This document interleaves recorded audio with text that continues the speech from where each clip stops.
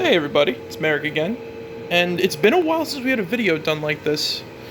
It's kind of hard to do videos like these when there's no sort of substantial things coming out at the moment, or like, action figures or vehicles from Star Wars or whatever that come out recently, slash, so we could get like a decent price on.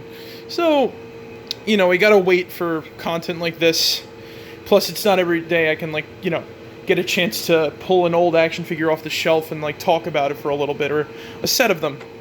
So what I decided to do was, because I picked this guy up recently, I wanted to go over the Hasbro Star Wars Slave-1s, because despite this thing's looks, this is actually the Hasbro one, the sort of second release of the Slave-1. Speaking of which, we're going to start talking about this guy. So this guy uses the old Kenner mold, I think subtracting the electronics, of course, unless, this thing's had all the electronics ripped out of it, as a thing, because I don't know if the Hasbro ones did. I know some of them did, I think, like the A-Wing and whatnot. So, it's a very nice piece. I enjoy collecting, the old stuff, mainly around the 2002, 2008 range. But even so, I like the sort of novelty of these things. They are really nice. Because I do have a couple of old, Power of the Force figures. It's the only way to get some characters, of course, too. But even so, it's vintage. It feels, it's charming when you see stuff like this come out back then versus now, of course. Because my opinions on the Star Wars action figures being only 5 points when they're 3.5, I think it was. Not too great. But yeah, so sort of start off with the pieces here. Paint application is really nice on, the ship itself. I'm just going to take off the cockpit for a reason. I'll talk about that in a moment. But, paint applications are really nice. I know it uses, the Kenner paint, but with some added detail. A lot of sub-details being done by stickers, and we'll talk about this little lever here later. Such as up here, and because of that, it kind of, sort of falls off with time. But these guys are kind of sticking on real nice. I guess because it's in an area that you don't really touch because, as you see, this is affected by gravity, which is a really cool touch. Detailing is very good, surprisingly. Though it's not super accurate to the movie/ship model in the movies, but it's still pretty nice. So yeah, and it even does that. I like the fact that they went to all the trouble to do this sort of detail, pulling out the, thing, because you can load up your Han Solo, who's right over there, in carbonite, and, have a little fun time. I'm just going to leave that sort of open, semi-open. So, cockpit, the glass only comes off, which is interesting. I sort of, once again, it's vintage, you can't really have all sorts of, details on it, just have that weird, I guess where they injected the plastic, maybe? Or is it something else? I don't know, I can't seem to take it off. It looks like someone stuck something on there, but maybe it's just where they injected the plastic into the mold. But what can you do? So yeah, those fins are affected by gravity, which is really nice touch. The back of the thing has a lot of nice detail. It actually took me by surprise when I lifted it back. It even has a lever or a handle that you can hold it by, so you can fly it around and stuff like that. I'm gonna try to do my best to whoop. There you go. See. There we go, zoom, fly off into space, whatever, Boba Fett. Now, here's the next sort of fun detail. Because, once again, this is nice for vintage. You open this up, side panel, and you got a little bit of you got a little bit of the hold there. It's nice. You never would have expected something like this, but it's not in, too crazy, because it's a lot of, mechanical detailing in there, I'd say, where you have to put the sort of figures, you see the pry bar that holds the limbs in place when you sort of, lift it up. Hold on, I'm going to try to get a good angle. It's hard to, yeah, you see it sort of lift up there, and then when you lower it, it lowers back down. And as you can see, you got the cockpit in there as well. You can put Boba Fett, strap him in with the belt. It's not fun to do when you're using a new figure, but hey, it's pretty cool. And this is what the lever does. Hold on, let me try to, whoop. It forces that down. So I guess you get easier access throwing Boba Fett on there.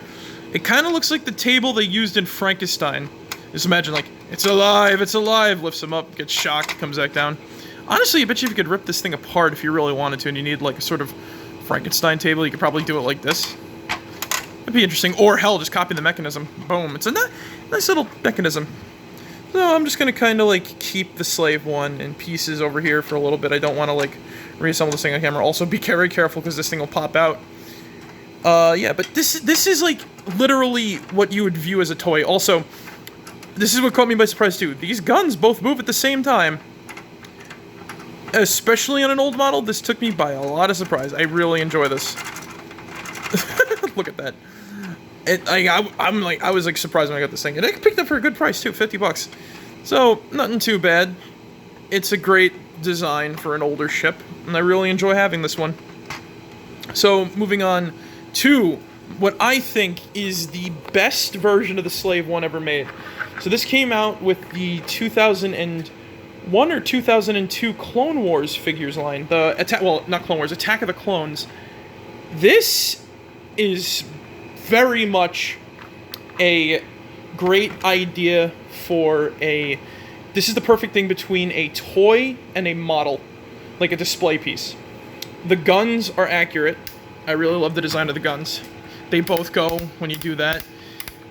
These wing struts are extremely accurate. They both go up when you pull one up. They're both affected, which is great. The only thing they're not affected by is gravity when you sort of do that. And now, lift him up. This is his back handle. It's invisible, which doesn't sacrifice some of the detailing. It's slightly more detailed because of the addition of stickers and some missile storage. But I really like this. This is a great balance between play feature and display piece. Something that kind of plagues Hasbro going forward. With very few of like their vehicles, a lot of like, and especially in the now times. Nowadays, yeah, you cannot get like a vehicle that's a perfect combo between, you know, play feature and non-play feature. So down here we got a panel with a sticker. I think that's supposed to be the tracking device. But basically, for whatever reason, you can push this in. It sort of spins. I don't like to push it because it can get stuck. But there's another piece of sticker in there with a damaged sort of portion. So unlike the other one, this one you can't pull this out, which is unfortunate, but you got that little weird play feature. But now here's what I'm talking about with like the hidden play features here. So, just get a good angle. Boom! Django's packing missiles. 4 quad missiles. I'm not going to launch them, but yeah, you spin the little gear on the back and they start shooting out. Boom, and you got 4 extra ones for display. For, you know, ammo counters or whatever. And last but not least in the arsenal, the sonic charges. I will try to drop one of these on camera. It's not going to be too good, but wait. Hold on, here we go. There we go. Yeah. Where'd the ball go? Yeah, it's a weird little ball. Here's the sonic charge. Not accurate to the movie, but hey, what can you do? It keeps it from sort of like sticking out on the back.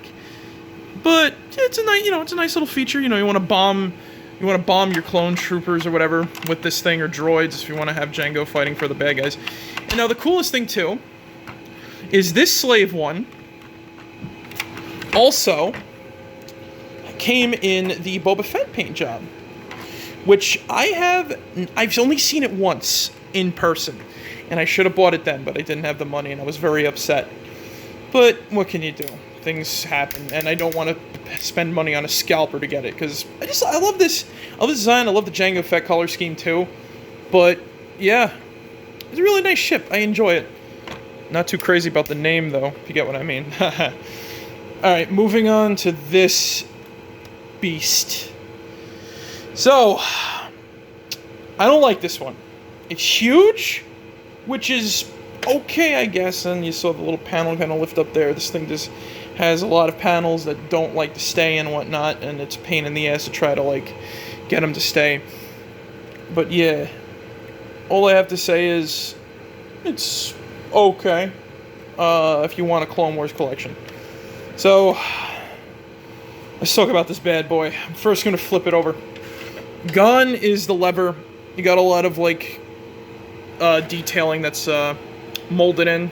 Really nice touch. And we also got true sonic charge models now. And just like the other one, this came in the Jango Fett mold, and yeah, that panel doesn't stay. None of these things stay. attached for too long, and I'm going to talk about stuff like that, and I really don't want to talk about the underslung thing. But yeah, this thing retailed for a lot of money because they packaged it with Mace Windu's Starfighter from the Clone Wars TV series, and this thing's so big it's knocking shit over in the background. Oh boy. And it's fucking up the Slave-1. Don't bully the tiny Slave-1! Don't bully the older one. So yeah, let's take a look at the cockpit if this thing will stay open. So, the wings are still not affected by gravity. Uh-oh, my finger's in the way. The wings, but this is. I don't understand the point, but okay. The other Slave-1 didn't need this, but I can see why somebody would want this and kind of be a little bit anal that the other ones don't. I think that's supposed to be a storage container, but I don't want to risk putting a figure in there and losing it. Or that's just like, you know, some sort of detail that wasn't needed whatsoever. Inside the cabin. Oh yeah, I don't even need to pull this thing out, because it's right in there, but you can barely see it because it's so fucking dark. That is the escape pod, or whatever the fuck it is, a containment unit. Some bullshit. It's not nice. It's a piece of crap. It's just 2 pieces of plastic. No point. And this is the cabin. Nothing too crazy.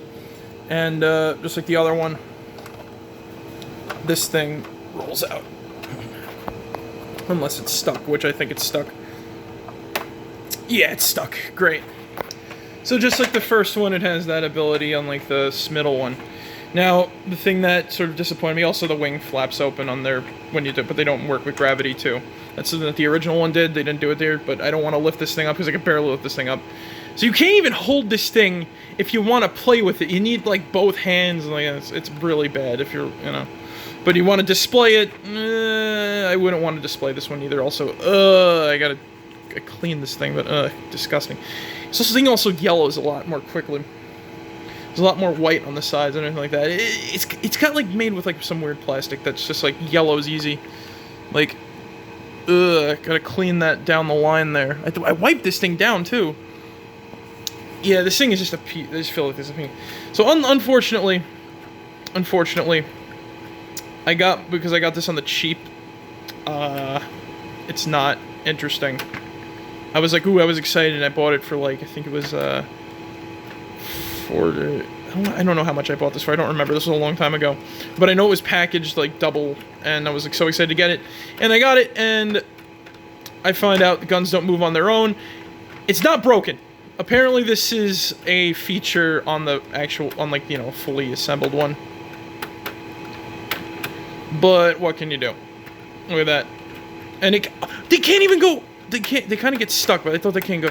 Oh, that's bad. And as you can see, they got the spring-fired missiles, and they're gone. The mechanism didn't work right. They came with the spring-fired missiles, but they're gone now. I lost them. These things would not stay in their things. So this was the problem with the Clone Wars era things. These spring-loaded missiles wouldn't stay in, and they just kind of like went off and everything like that. But yeah, that's the thing for you, man. The Hasbro ship is cool, and they also did this in the Boba Fett colors. Nothing much else to talk about, really. It's the same ship, just bigger, badder, and legitimately badder. I guess I gotta, like, I'll wipe this thing down a little bit more before I, like, put it back in the storage thing that I had it in. But, yeah. This is a piece of crap, in my opinion. Not worth the $100 that it was when it came out, I feel. And the last thing, too, there's one more Slave-1 model. One more vehicle from the Hasbro line that I don't have here with me because it was such a piece of crap, I didn't want to buy it. This is a vehicle of disappointment. The other one, the fourth Hasbro Slave-1 thing, was a vehicle of just crap. Basically, it has nothing to hide. It doesn't hide all of its play features. It has a big old port on the front for where it fires its missile from. It's just a giant hole, and if you lose that missile, it covers it up.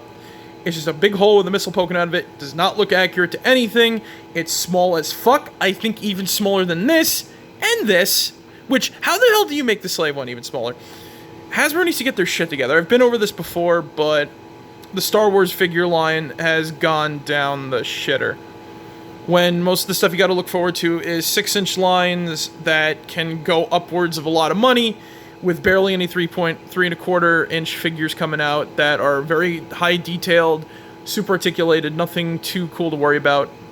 I kind of worry about the future of Star Wars collecting, because we never get any of the cooler characters anymore. We mostly get the modern Star Wars Disney characters that are, at best they're cool, at worst they're dull. So, there's that going for them. But anyway, guys, thank you guys for joining me today for this video, and I'll see everybody later. Marek, out! Peace!